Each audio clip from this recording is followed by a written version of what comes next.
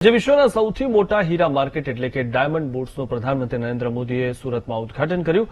Diamond બુર્સના opening થકી રાજ્યમાં લાખો રત્ન કલાકારોને નવી આશા બંધાઈ છે। છેલ્લા ઘણા સમયથી મંદીમાં સપડાયેલો ડાયમંડ ઉદ્યોગ બહાર આવશે, કેમ કે આજે રાજ્યમાં હજારો કારખાના છે, લાખો લોકો ડાયમંડ ઉદ્યોગ સાથે સંકળાયેલા છે। ત્યારે મંદીના મારમાં સપડાયેલા ડાયમંડ ઉદ્યોગની આશા જીવંત બની છે। અમદાવાદના હીરા ઉદ્યોગની વાત કરવામાં આવે તો દિવાળીના વેકેશન બાદ અમદાવાદમાં હીરા ઉદ્યોગમાં મંદીનો માહોલ હતો, તેમજ દિવાળી બાદ 20 દિવસના વેકેશન પછી ગણ્યા ગાંઠ્યા કારખાના શરૂ થયા હતા। મંદીના માર વચ્ચે અમદાવાદમાં હાલ માત્ર 60% જેટલા જ કારખાના શરૂ થયા છે। મોટાભાગના કારખાના હજુ પણ બંધ જ છે। ત્યારે અમદાવાદમાં આમ તો 650 જેટલા કારખાના અમદાવાદ પૂર્વ વિસ્તાર એવા નિકોલ, બાપુનગર અને ઠક્કરબાપા વિસ્તારમાં આવેલા છે।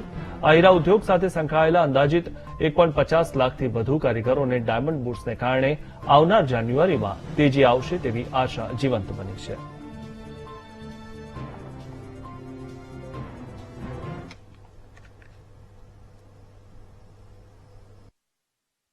લગભગ 150 થી 250 કારખાના ચાલુ થયા છે। એ બી અચૂક ચાલુ, એમ સવારે 10 વાગે બંધ થાય, સાંજે 5 વાગે બંધ થઈ જાય। હીરા પૂરતા મળતા નથી એટલે, અને કારીગરો બી પર પ્રાંતિયો ચૂંટણીના હિસાબે આવ્યા નથી, એટલે થોડુંક આ બુર્સનું ઓપનિંગ થયું છે તો કંઈક માર્કેટમાં સુધારો થાય તો પર પ્રાંતિયો કારીગરો બી આવે।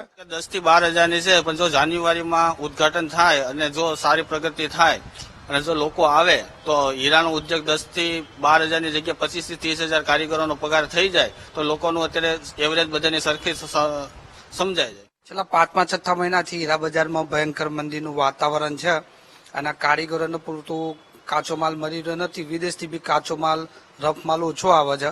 હવે આજે બુર્સનું મુહૂર્ત થયું છે એટલે એમને બધાને એવી આશા છે કે ભાઈ જાન્યુઆરી મહિનાથી વિદેશકારો અહીં આવે અને રોકાણ કરે અને આ ધંધાને ફરીથી પાછી જે તેજી હતી એવું વાતાવરણ થાય અને બધાને પૂરતો ધંધો મળી રહે એવી અમારી આશા છે। જાન્યુઆરી મહિનામાં આશા એવી બંધાઈ છે કે ડાયમંડ ઉદ્યોગ જે તકલીફ પડતી હતી, જે વિદેશથી માલ નહોતો આવતો, જે બેરજમથી નહોતો આવ્યો, અત્યારે રશિયા યુક્રેનની જે ધમાલના હિસાબે માલ નહોતો આવતો, પણ વિદેશથી મોટાભાગના લોકો જે એક્સપોર્ટ કરનારા, ઇમ્પોર્ટ કરનારા અને જેને ડાયમંડની ખાણો છે એવા મોટા મોટા વ્યક્તિઓ આવ્યા છે અને આશા બંધાઈ છે। અત્યારે તો લગભગ 50% કારખાના ચાલે છે અને જાન્યુઆરીમાં અમને આશા છે કે 100% થાય, કેમ કે ગુજરાતમાં 20 લાખ કારીગર છે।